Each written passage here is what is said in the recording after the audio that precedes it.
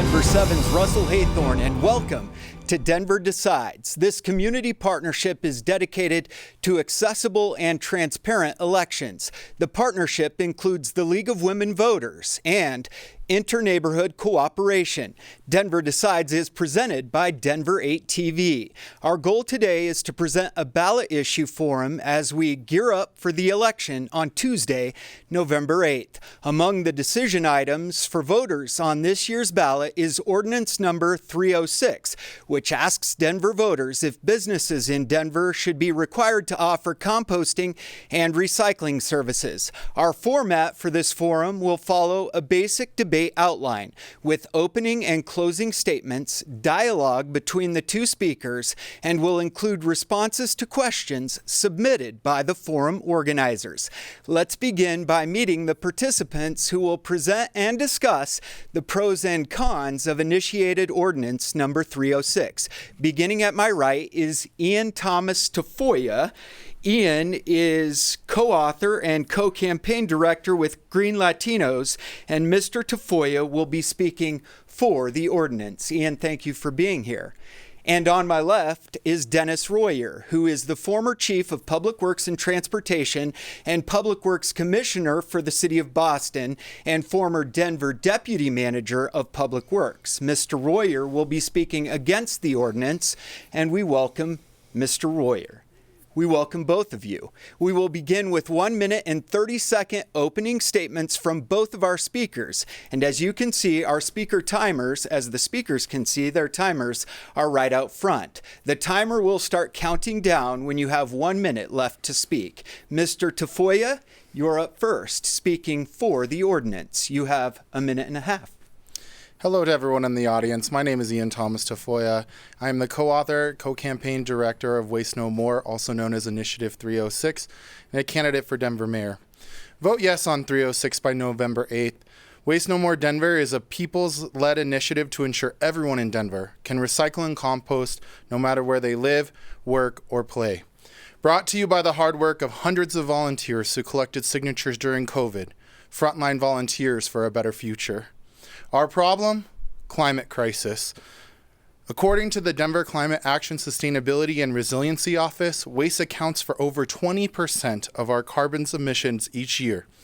And additionally, 82% of Denver's waste comes from the commercial sector targeted by this law.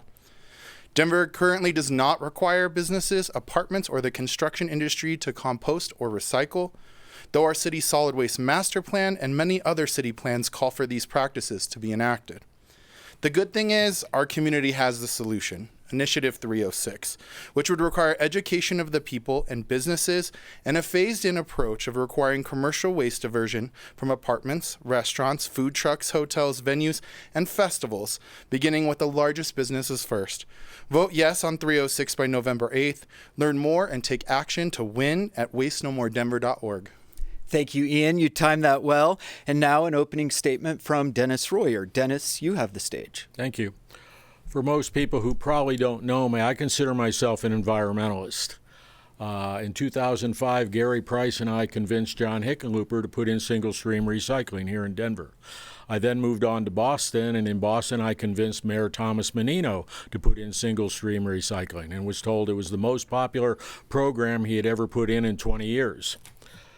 Prior to that, as the city traffic engineer, I worked with the Air Quality Control Commission and all the other groups to get rid of the number one embarrassment in Denver, the brown cloud. And we became the poster child for the EPA because we could prove that their air quality standards could be met at high altitude. Now, the question I have for the people who are proposing this is pretty much, where have you been the last 10 years? We had a strong economy, low interest rates, low inflation that would have encouraged investment.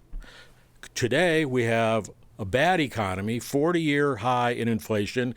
Interest rates are climbing and haven't even peaked yet, which will affect investment. The supply chain problems are adding delay and cost. Grocery prices are now up 20%. Gas prices, we just went through an artificial inflation and back down again because the oil and gas companies decided to take more profit rather than boost production, which is a problem for all of us. As a result, as I see it, this is the wrong time to add costs to the consumer. Dennis, thank you for that. You timed that well as well. You now have 1 minute to expand on that, expand on your opening statement, or you can offer a rebuttal to Ian's opening statement. Well, I'm going to offer rebuttal to what they're proposing to do, okay? This program doesn't really accomplish that much, okay? Per the EPA, methane is only 50% of landfill gas, okay? This only affects Denver, and Denver's only 1/3 of the metro population. So what we have here is their proposal is only an incremental reduction in methane coming out of the local landfills, okay? It's not that significant, okay? Their primary position is you need to start somewhere and get something done, okay? The cost of this will be passed on to the average consumer, guaranteed. The businesses are not going to absorb this cost, okay? So you and I, if we go to a restaurant, might likely see higher costs. The renters are going to see an increase, and I'm on the board of a homeowners association, and I guarantee you, we already did voluntary recycling. We have to rebuild the enclosures and find a place to put these dumpsters. Dennis, thank you for that. Ian, you also have 1 minute to either offer a rebuttal to Dennis's opening statement, or you can expand on your own. For the listeners at home, these are the same tired arguments we've heard that have made it impossible to take the climate action we needed more than 30 years ago. When is the right time? The time is now. Our city plans, the climate itself, the droughts we're experiencing, the heat island effect, all of these things are a reality that Denverites are living every single day. If we fail to take action now, it only sets us back. But what I can tell you is the community was here 10 years ago. This has been in our plans for decades. What we've lacked is the leadership to actually achieve it. That's why the community went out to do it themselves. I will like to point out for a second, people aren't creating more trash. This is about diverting the trash they have, and it actually could end up being the same volume. You might have to switch out your containers. It will take time. But I really believe in the faith of the individuals in our city to be educated and work collectively to divert more waste, which is actually good for our economy because the goods stay here. Ian, thank you.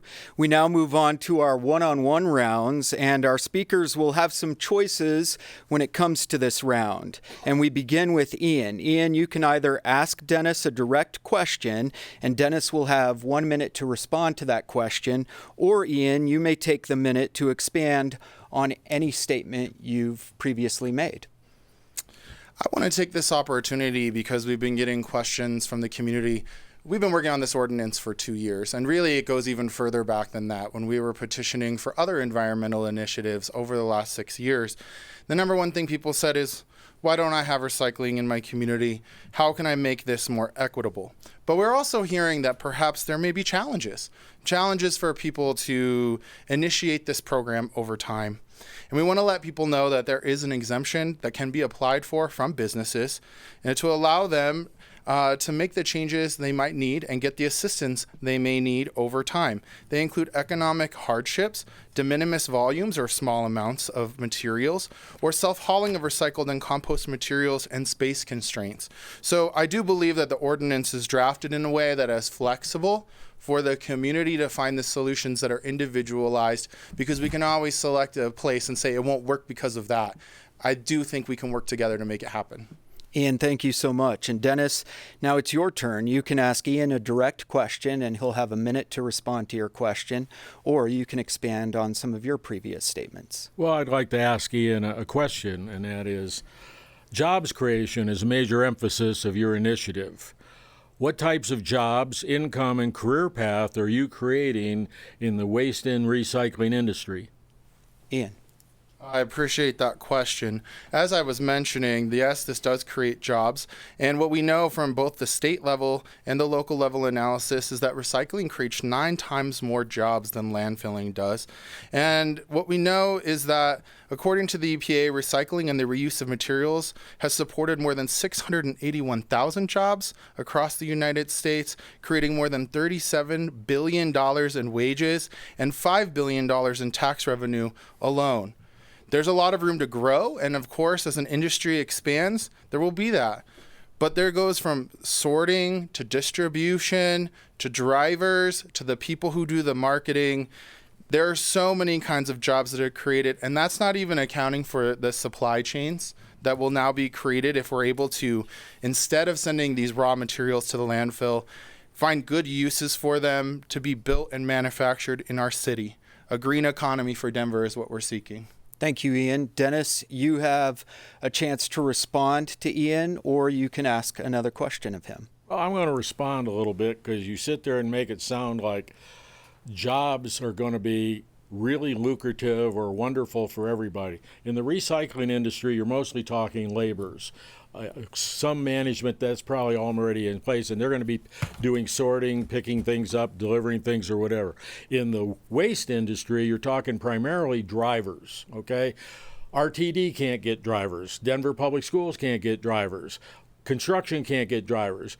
Denver Solid Waste is delaying theirs because they don't have enough drivers. And you're talking about expanding. You can't just go and grab Tom, Dick, and Harry off the street and say, here, drive this truck. They have to have a CDL. Then they've got to learn to do it. The other thing is that most of us would not be able to do the job because, you know, the dumpsters are perpendicular to the alleys. Somebody's got to move those out so that they can put the forks in and dump that. So it's got to be somebody far more physically capable than I am to be able to do those jobs. The other question I'd ask you is, how many people do you know have ever said, I've retired after 30 or 40 years driving a garbage truck? Ian, would you like to respond to that, or would you like to ask Dennis a question of your own? Well, I'd like to say that there's dignity in all forms of labor, that these are opportunities for people to unionize, to work in co-ops for their own ownership, that skilled labor is exactly what this is. I would also say it's not just Tom, Dick, or Harry. It could be Ilda or Sally or Rebecca. This is a new economy for people to be joining into. And what I can say to you is that actually in my day job, I do commercial transportation, public policy, and I've met plenty of drivers who have retired with dignity after 30 years of driving. And so I really feel like we're missing the mark here, that these jobs are jobs that people are choosing. And we shouldn't be disqualifying a job as something that is unskilled or unnecessary for a society that is providing a huge service for us all. Ian, thank you. Gentlemen, we're moving on to round 3 and another one-on-one round. So Ian, we'll begin with you this time. You can ask Dennis a direct question. He'll have 1 minute to respond, or you can expand on any of the points that you've made so far. I have a question for you about how would you expect, or what would your plan be for us to get to the 20% emissions that our climate plan is calling for and our solid waste master plan is calling for, if not this policy? Well, technology exists today that you can insert pipes into landfills and you can take out the methane and carbon dioxide that's generated. You have the ability to either use that to create electricity by burning it, or you can reconvert it in cogeneration to fuel that can be used for various instances or whatever like that. It's already been done elsewhere in the United States. Now, I will agree, this is a far more costly solution, but the key here is, if government were to go in with the private sector and create a subsidized situation to create this cogeneration, it's a win-win. Plus the fact it could be done with the oil and gas industry because they already have the expertise and they're already here in the state of Colorado. So it offers up a better situation and better jobs than what would be offered simply by doing this. And it takes the methane down to about 95%, and you can do it not only out existing, but previous landfills. Dennis, I'll give you another minute to expand on that, or you can ask Ian a question yourself. Well, I'm going to ask Ian a question because I think this is one of the things the consumers would like to know, and that is, your website tap dances around the issue of cost to the consumer. Why did you not provide an estimated cost for this service expansion to building owners, rental units, and condos? Surely you could have at least provided a cost for what additional dumpster service would be to the private sector. Ian. I think you're offering a reductionist argument here. It all depends on how much you actually waste. So for us to universally say per volume in this location, it's hard to do. You have to know what your business is producing. You have to know what your volumes are. You have to know when people are picking up, if you're already on a route. It's a complex question, but some of the things we do know is that based on regular volume, recycling and waste diversion or to the landfill are roughly the same per square volume. Now, composting has a higher cost initially, and we believe that is because that fewer people are using it. You have admitted that recycling is something that's come along further.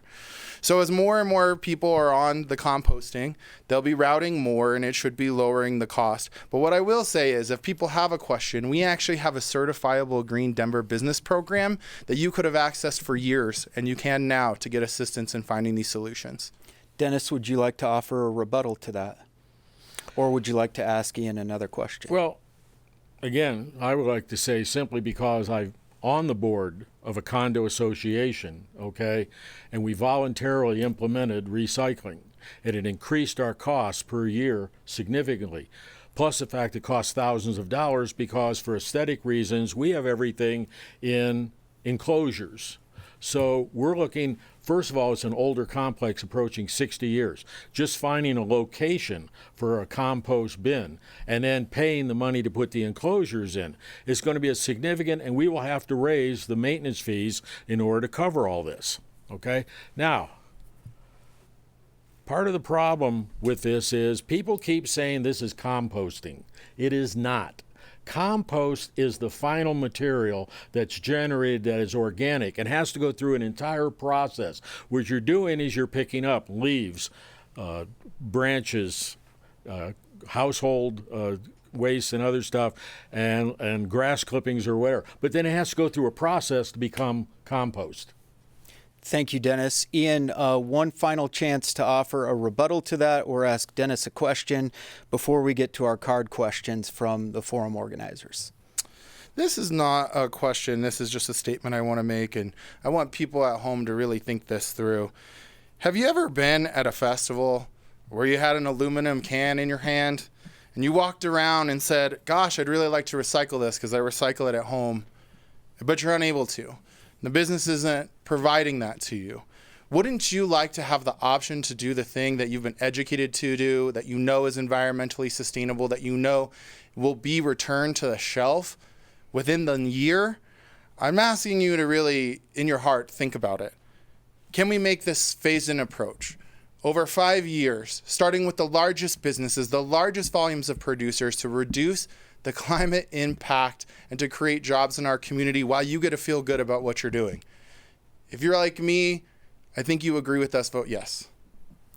Thank you, Ian, and thank you, Dennis. Our next rounds will feature both of our speakers responding to questions submitted by our forum organizers, and they will each have 1 minute to respond to these questions. We will begin with Ian Thomas Tafoya, who again is here speaking in support of initiated ordinance number 306, which asks Denver voters if businesses in Denver, including hospitals, should be required to offer composting and recycling services. So Ian, this first question is for you. This is from the forum organizers. Who or what entity will be responsible for locating all of the eligible buildings and be responsible for the oversight of the requirements that are in this ballot issue? According to the ordinance, the Department of Transportation and Infrastructure is tasked with this. I certainly think they're going to have to work together with Excise and License and Denver Climate Action, Sustainability, and Resiliency Office. What we do know is that there have been many questions that have been asked over the last 2 years, and we do know that our ordinance has dates in it that need to change. We were hoping to make the ballot last year, and you can imagine because of COVID, it was very challenging to get people to pick up a pen and to sign.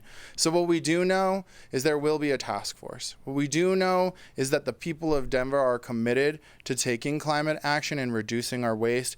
And so in the end, will it be one agency or multiple? It remains to be seen, but the way the ordinance is written now is the Department of Transportation and Infrastructure. All right, thank you, Ian. Our next question is for Dennis. And again, Dennis Royer is here speaking against initiated ordinance number 306. And Dennis, this question is from forum organizers. What responsibilities do large apartment buildings have regarding decreasing the waste stream? Well, being an environmentalist and having installed some of this stuff already, I don't argue against the fact that we ought to be doing something to this effect. Came back from Canada a number of years ago, and their airport and everything, and all things broken up separately. You go to Canada, we got it. You come back to Denver, as Ian pointed out, you don't have anything, okay? This could have easily been done, particularly at the special events, okay? That was just a situation the administration in charge didn't care, okay? So things could have been done. It's been a while that these things. Apartment buildings are going to be more difficult, okay? Because they're already built. So they have limited space on what they can do, and they may not be on an alley. So that's all got to be figured out, okay, on how are they going to fit that in and do it. Should it be done? Should everybody eventually be doing this? Yes, I don't disagree with that. I'm just saying right now isn't exactly the best time to pile on to the costs people are absorbing. We appreciate that, Dennis. The next question is for you as well. Again, these are from forum organizers. How might our recycling needs be met without this ordinance? Well, if you're just going to take recycling, as I pointed earlier, I was pointing at the landfill and trying to make sure we're dealing with the methane, which is a significant issue that's got to be dealt with. In terms of recycling, we have to set up a market that encourages people to be able to take the material and do recycle it, because there's an additional cost in order to do that. I'm not sure the market is that huge right now. I know that when we were doing this during the recession in Boston and China shut off taking our paper and cardboard, we were filling up warehouses in order to do that because there wasn't a standing market in the United States to take that recycle, okay? Now you're talking about construction material, okay, which is very specific in terms of having to divide that up and have markets for the individual items. I can't sit here and say to you today that market actually exists in a large capacity. Dennis, thank you for that. Ian, the next question is for you, and Dennis has pointed this out in the debate. Rising costs, inflation. At this time of rising prices and rising rents, this measure will increase construction costs, could increase costs to apartment owners and families with, apartments with 8 or more families. They will have rising costs, and mobile food vendors will also have higher operating costs. With that in mind, should this measure go into effect in 2024, or should we wait until the economy stabilizes? Well, I want to say that this is phasing in over many, many years, and it actually starts with the largest businesses, the largest square footage.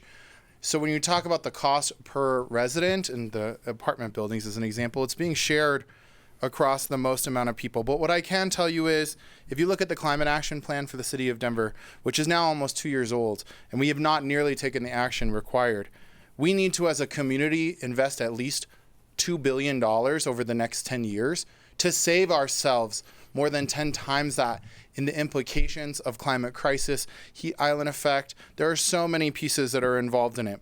What I can tell you too is that the businesses aren't alone. There are resources, as I mentioned for you earlier. There are resources in the city and county of Denver to help businesses find the path that works for them. And I want to remind you, there are economic hardships exemptions that are written into this. And lastly, I want to say at the state level, there was a bill passed this year called Producer Responsibility, which will actually provide recycling to every resident in Colorado over the next 5 years. Thank you, guys. Thank you very much, gentlemen. That brings us to the end of our Q&A segment, and now we're moving on to your closing statements. Each speaker will have a minute and a half, 90 seconds for closing statements, and we will reverse the order of opening statements. That means we begin with Dennis Royer. Dennis, you have 90 seconds to offer a closing statement. Thank you, Russell. This referendum is not all that it proposes to be. It has some positive impact, but it is simply marginal in its accomplishing its intended goal, okay? It is only an incremental reduction in local methane from landfills, so it only affects Denver. It's an additional cost to consumers, renters, and condo owners since the cost will be passed on. Private industry will be expected to make significant investment during a bad economy. It needs to be repurposed for the metro area or statewide to have a significant impact. There are better ways, proven methodology to significantly reduce landfill gases, as I've mentioned, okay? Yes, there will be a cost. It will cost more, But if we created a subsidized program with government working with private industry, that would be a much better long-term approach. As I mentioned before, the oil and gas industry is here. They have the expertise to do this. And by doing this, we're going to significantly reduce methane and control of landfills, which have the direct impact on the environment, okay? And it also creates better jobs than the waste industry, okay? Drivers and laborers are not that great. My final comment to these people is, nice try, try again. Dennis, thank you very much. We appreciate your educated responses there. And now, Ian, it is your turn for a closing statement. What you've heard during this debate is that the community has come together to say the time is now. That our city is ready to enact plans that our residents and government have worked so hard to create. It's time to turn plans into action. You heard the waste accounts for over 20% of Denver's climate emissions, and that recycling and composting are some of the easiest and cheapest ways to take climate action now. You heard that commercial businesses account for 82% of Denver's materials that could be diverted from the landfill. Initiative 306 takes a phased-in and measured approach to requiring recycling and composting from businesses in our community. Denverites, through our plans and through our votes, have shown we want climate action and a more sustainable future. When infrastructure is coupled with education, we know firsthand we can stop sending valuable materials to the landfills and instead invest in our local economy and soil. Again, my name is Ian Thomas Tafoya, a co-author and campaign director of Initiative 306 and a candidate for Denver mayor. Learn more at wastenomoredenver.org. Join us in taking action like knocking doors and making phone calls. It's time to waste no more, Denver. Vote yes on 306 by November 8th. Ian, thank you very much. Gentlemen, thank you both for the robust and respectful discussion here tonight. I know I learned a lot. I hope our viewers did as well. That was great. We really appreciate it. And on behalf of our forum organizers, I'd like to again thank you both for participating in this forum. Our thanks also to our Denver Decides partners, which include Inter-Neighborhood Cooperation and the League of Women Voters of Denver. Denver Decides is presented by Denver 8 TV. We hope we've given you a fair look at the pros and cons of Initiated Ordinance number 306. Remember, Election Day is Tuesday, November 8th. Let your voice be heard. Be sure you're registered to vote and get out there and vote. For complete election information, go to denverdecides.org. I'm Russell Haythorne from Denver 7. Thank you for joining us.